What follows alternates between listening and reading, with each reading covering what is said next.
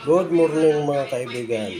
Again, tayong umaga ay magluluto ulit tayo ng pinakro na gabi. Ito na mga kaibigan, luto na yung pinakro natin ng laman ng gabi sa Amerikano. Tapos pagdating sa Pilipino, pinakro ng laman. Tara mga kaibigan, kain tayo ng pinakro na gabi sa Pilipino. Sarap. Ayan mga guys, igisa muna natin yung manok.